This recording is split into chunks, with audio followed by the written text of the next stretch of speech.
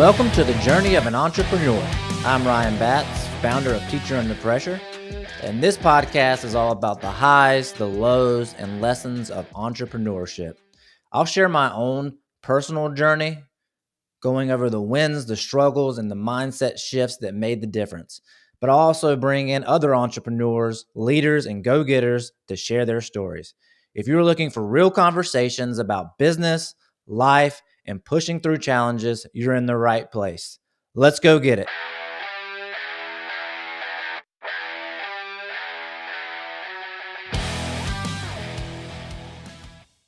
Welcome to the journey of an entrepreneur. I'm your host, Ryan Batts. Today I am with a very special guest and my neighbor, Paul Yokabitus. He is an experienced estate planning attorney who has scaled his business very rapidly. We're going to break down the different stages of his growth, the challenges he faced, and the key insights that helped him succeed. Paul, welcome to the show, brother. Thanks for having me, man. Glad we could finally get this going. Yeah, for sure. I know you're a very busy man. We'll keep this short. Yeah.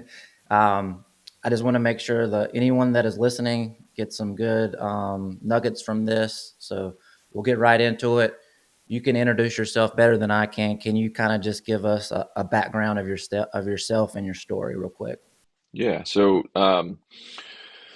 I've been practicing law for about, 13 years, 12 years. Originally from Michigan. I moved here in 2010 to go to law school in Raleigh. And I really started down a path that is very inconsistent with where I am now. Thought I wanted to try cases and be a trial lawyer. I worked a lot in criminal law when I was an undergrad, and then I worked in Wayne County, Goldsboro, where you're from, with the DA's office for a summer, and then just realized I didn't want to do criminal law. Kind of pivoted towards more of like a civil practice, like family law, bankruptcy, creditors' rights, that kind of stuff, for the rest of my law school career, and then ultimately got a job in Cary at somewhat of a general practice firm, doing a little bit of everything, and tried some cases, appeared before juries and judges throughout the state of North Carolina. And then we had our oldest son, Mason, who's now 10. And it kind of made me realize that, trial law, being a litigator, wasn't really going to be conducive to being the person and the husband and the dad that I wanted to be. And so luckily I worked in a firm that was very gracious and allowed me to have a little bit more control over what my lifestyle looked like. And so I kind of pivoted away from litigation and towards what's referred to as transactional law, so like real estate and business and estate planning for a couple of years. Then moved on to another firm that only did estate planning and business law. Was there for about a year and a half before starting my own firm. So I launched Cary Estate Planning in October of 2018. And have grown it from just me to now 44 team members, 4 offices throughout the Triangle, and have a couple adjacent businesses, that support. They're more, relevant to estate planning type businesses as well. Sweet. Thank you for the journey. Yeah, just seeing as many employees you have gives me a headache just thinking about it. Yes. Yeah. So let's go back. I want to tell the audience the beginning of your story when that 2018 what made you or what was, let me put this question right. How hard was it for you to jump in to becoming your own boss? What was that like? What was that thought process like? What did you have to do to give yourself that nudge to get in there?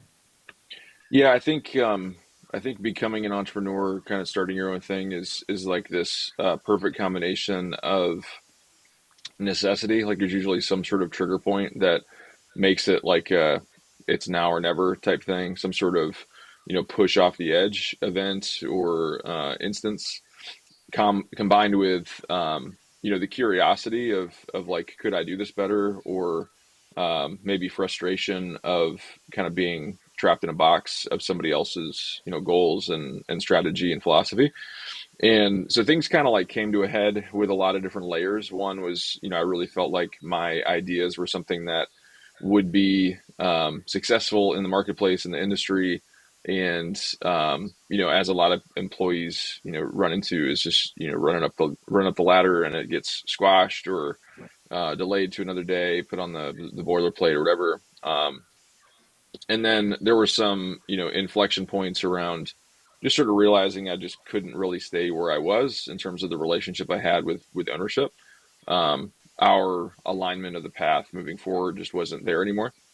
And so it all just kind of came to a head, and it kind of makes it this like, okay, you're on the ledge, you either jump or you don't. And and I think that's kind of similar to a lot of entrepreneurial journeys, is you're kind of like the technician who does the thing really well, and you're sort of thinking, well, maybe I could do the thing for myself better than I could do it for somebody else. But there's still just so much uncertainty around all the other things that you don't know. But it doesn't really matter, because you're kind of in this like, well, I'm just going to figure it out mode. I don't really have another option. I feel like this is a forced circumstance, not some luxury I've been waiting for years, preparing for years for. And so it was kind of just making the best of a situation that was less than ideal.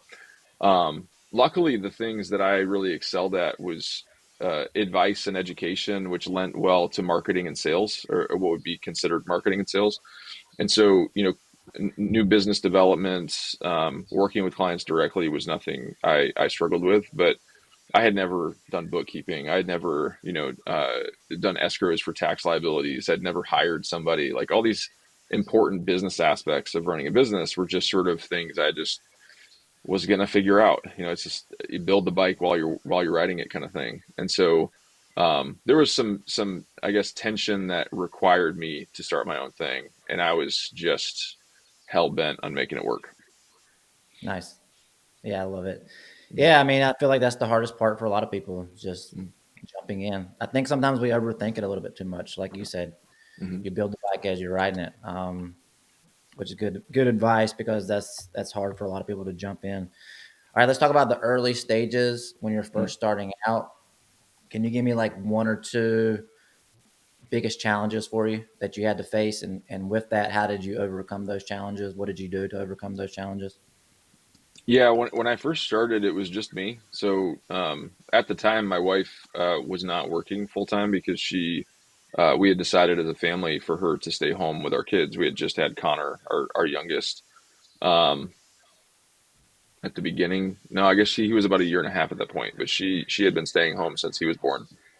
And so, single income, my benefits were the benefits. So really leaving that like nest of safety of a W-2, situation was a big deal. Um, but the immediate issue, I guess, was just cash flow, making sure that we didn't run through savings. And so it was very much like hustle, market, sell, burning the candle at both ends. Um, During the day, I would be doing, the sort of front facing aspects of the business, like going to meet with referral partners, having the actual client consultations, signing meetings, the things that are a little bit more in person required. And then at night, after the kids went to bed, I'd be drafting estate plans and, doing the finances and stuff like that. So I'd be going from like 7 in the morning until 11 at night. And it was that way for, a few months, probably till February. And then I started putting job ads out there to hire people. So for the first 6 months or so, it was all me. And a lot of that was um, really continuing to dig in on things that I knew how to do, did well, like the actual law side of the law practice, and then the client facing things like marketing and sales. But just kind of trying to figure it out when it came to strategic planning and budgeting. And, those first few months were just sort of like, just stay alive, like just stay afloat, pay the bills, keep everything lean as can be. And, you know, that continued until I was just so busy that I couldn't do anymore. And so I started looking to hire one part-time person, like just, 20 hours a week, like 4 hours a day kind of thing, just to kind of help with client service stuff, responding to emails, scheduling meetings, and that kind of stuff. I ended up finding two really good candidates, and I hired both of them. And that was a learned experience, I guess, or a very valuable experience, because we now do that a lot. When we're hiring for one position, we hire two, and just kind of make it work and grow ahead, I guess, of the demand. But the I guess the frustrations I had were in there was just not enough time in the day. And the blessing of it actually was working. It was like, I was busy because it was working, and so I didn't have extra time because the business actually was a thing, and it was occupying a ton of time. And so, when I first started, I thought maybe, I would never grow past, 5 to 10 people max. But that was mostly because that's all I ever knew. Those were the businesses that I worked in. I was an employee at smaller law firms that, 10, 12 was about, the ceiling. And so, once we started, realizing I didn't have to really worry about where the money was going to come next week, next month, next quarter, then it was, anxiety reduced a ton. You can kind of sit in it and get a little bit more deliberate, start strategizing and planning ahead for what you know to be true, and then growing, actually, trying to increase the number of clients we were working with, increase the number of people we were hiring to help these clients, and then ultimately, expansion through physical footprint. Yeah, man, there's a lot of good stuff I was writing down the whole time while you were talking. Because yeah, I've been through a lot of that as well. First, I'm gonna talk about mindset. I think that's so important. You Yeah. you talked about you had only you only thought it can grow because of what you've seen, right? Hmm. How did you change that mindset? What took you to that next level to where you can see a bigger picture, a bigger where you are now? Like, one of the largest state plannings. I don't know. Is it in the US? Might be. Yeah. Yeah. It's one of Yeah. the top five for sure. Um, I think it was widening my bubble, like enlarging my bubble, getting into bigger rooms. So about 9 months in, I started, seeking and engaging in coaching and, some advice and mentorship around the things that I didn't know fluently. So some of the things that were more considered to be like back office and, but even streamlining or making more efficient the things that I thought that I did know really well, like marketing and sales and production.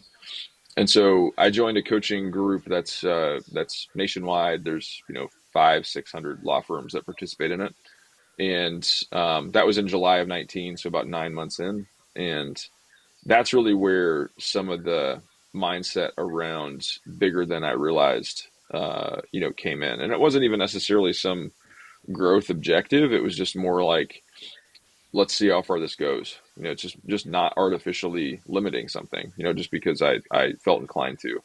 So, and that's kind of been our MO the entire time is I don't have some number in mind. It's just, we're just going to continue to grow to meet demand.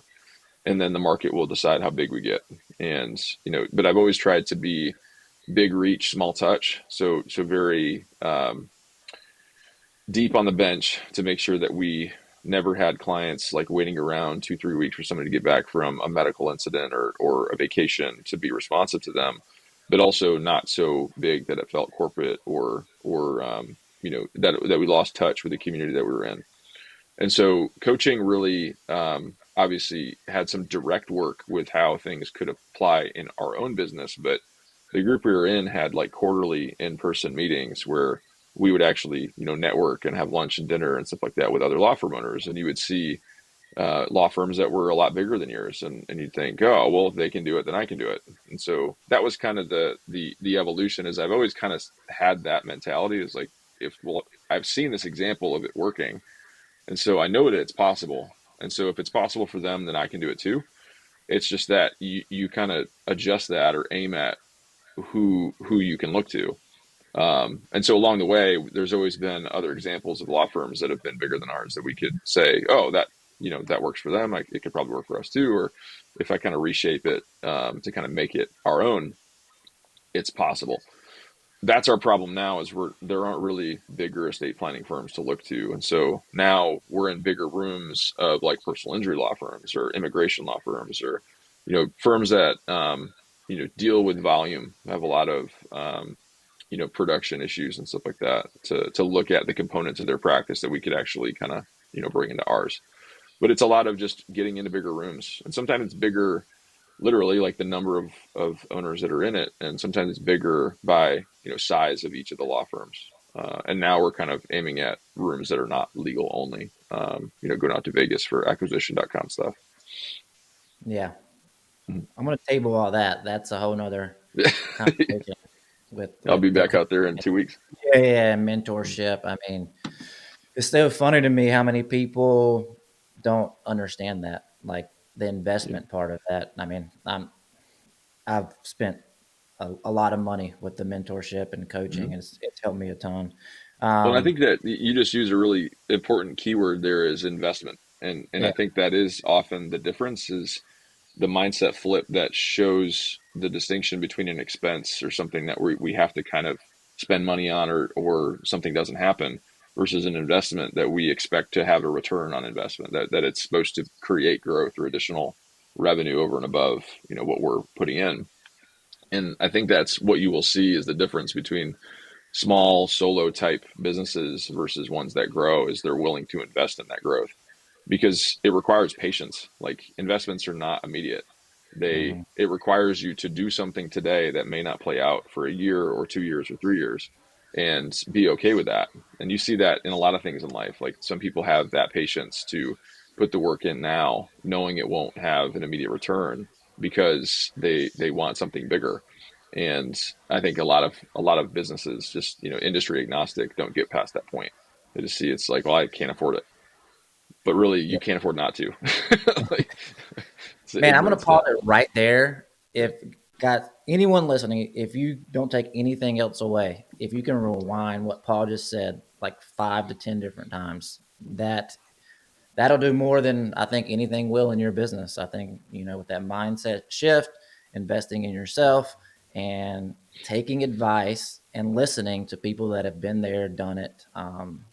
Again, I always relate it to sports. I played sports growing up. So did you. Hmm. That good coach, that someone that, can show you the path to give you that boost is always just going to, the levels that you can rise from there exponential.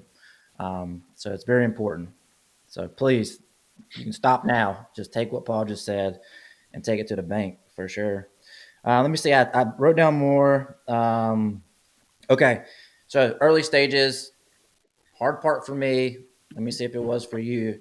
You've grown this 6 months in. Now you're looking to hire. Okay, this is your baby, right? Yeah. This is what you put so much. You're like you were saying, working from 7 to 11, putting your time and effort in. How do you give the baby away? Mm. What mindset shift was there? Because I know that's hard for a lot of people.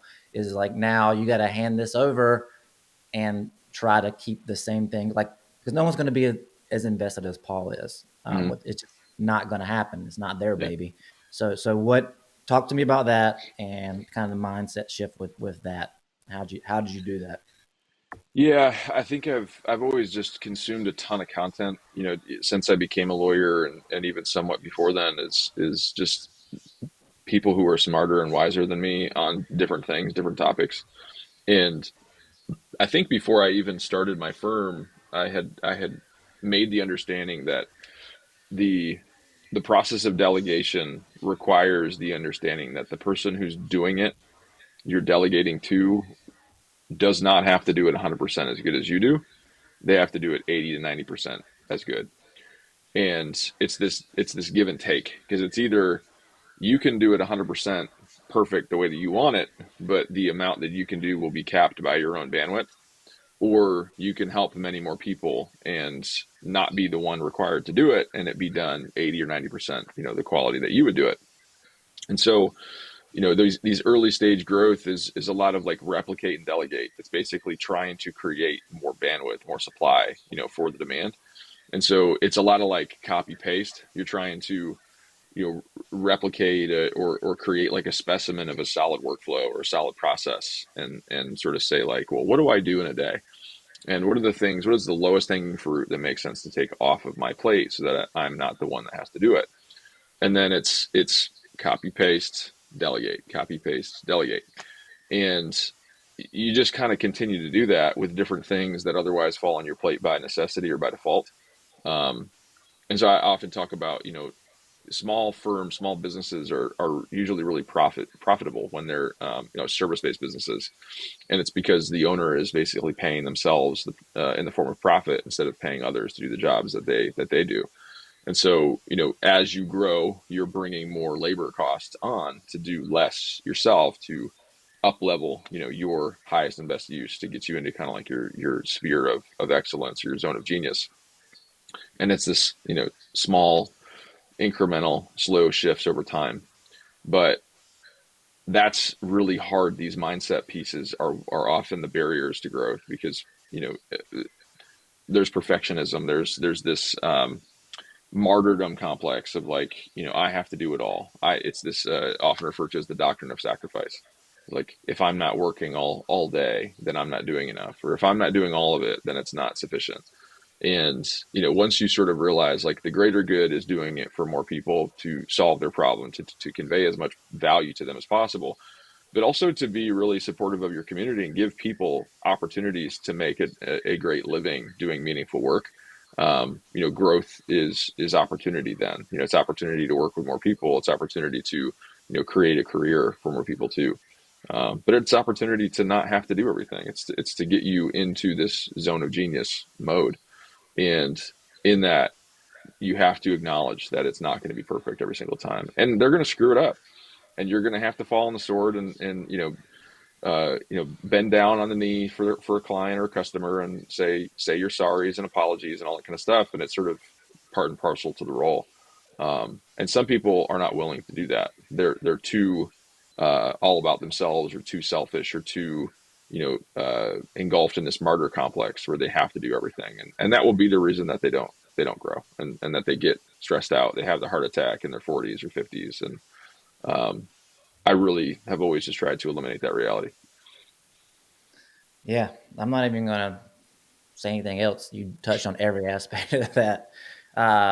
Again, rewind, play again, because that's another hard part of the business. Yeah, and like you said, it's people are going to mess up. You got to stick with it, and then again, maybe you didn't hire right. Maybe again, it's your first time, so Yeah. that's a whole nother conversation with the hiring, and you're going to learn and Yeah, and pivot. you were And talking about like obviously mentoring. It sort of shortens the learning curve, and I think that that's certainly part of it. But there's also elements that are learned through experience. Like you have to make the bad hire. You can't just be yeah, like, oh, so and so told me not to make the bad hire, so I need to not make the bad hire. Like, well, no, you have to, because you need to feel the pain of what that feels like, the inconvenience, the cost of onboarding in the wrong way, of hiring the wrong person. And over just 6 years, man, we've learned so many lessons.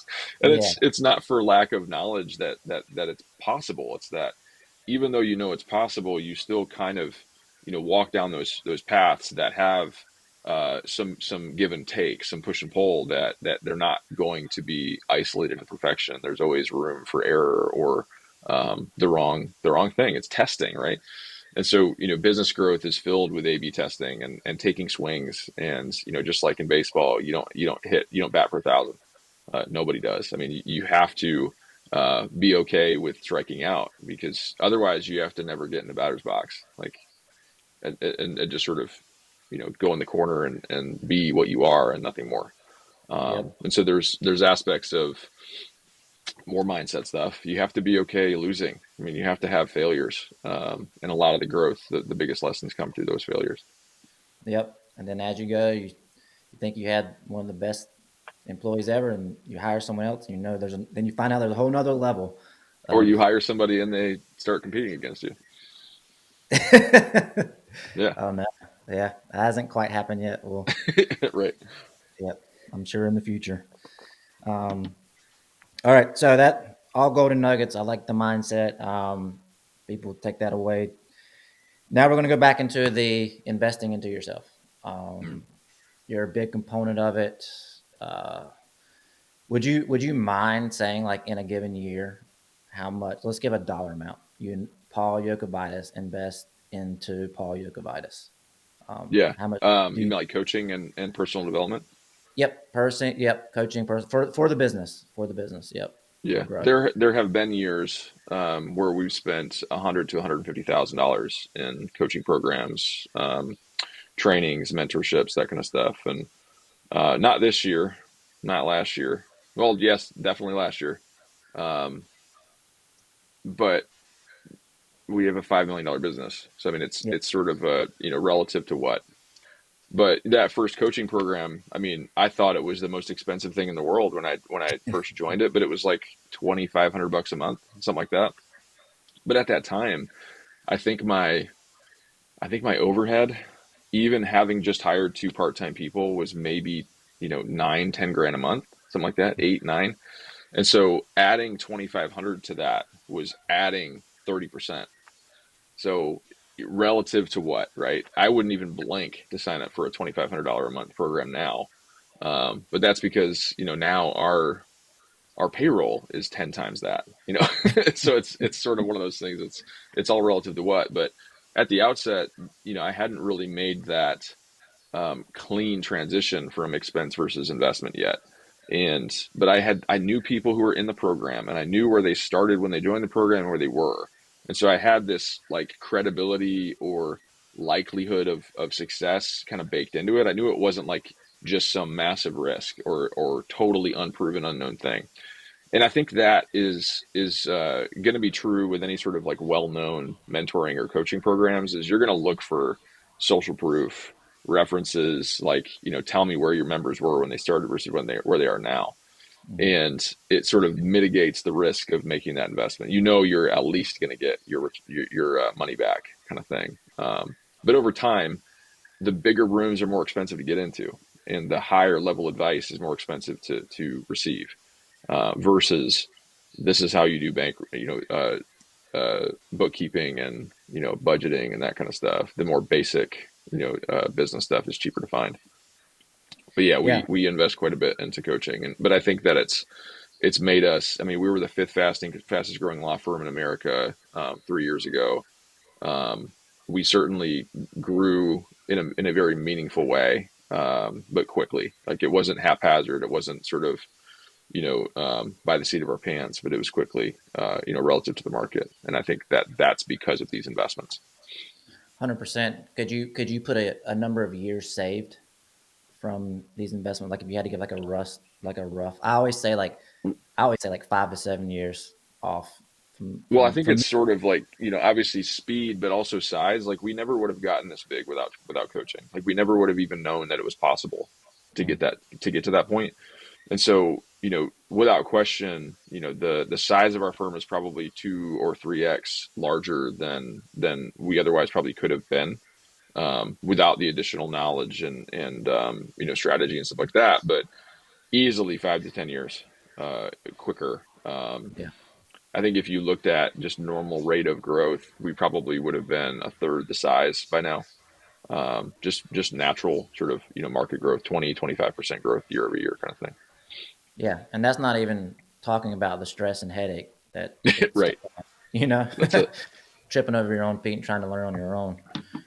But yeah, that's a huge number. 30% when you first started out was going towards coaching. So Yeah. again, that's an investment, and look where he's at now. So Yeah. And we think about. doubled between that. I mean, the first year and the second year. I mean, we 4x'd from 18 to 19 and then doubled from 19 to 20. So it was meaningful and worth it for sure. But it was also clarity, right? There's a ton of subjective value. Yeah, Seeing a clear path, having something more defined so that you're not constantly just on the seat or on the edge, just sort of wondering what's next. There's a lot of subjective value to that, and the confidence and reducing anxiety. 100%. Man, this is so good. We could talk forever. I want to keep it like shorter because first of all, I value your time. I know you have soccer games and whatnot to go to, Mm-hmm. but I think just the audience, so they can get the most out of this, the mindset and the investment within yourself and your business is the two things I want everyone to take away from this. Um, uh, what talk real quick your vision for the company with next 5 to 10 years. What do you see? What do you think where you're going?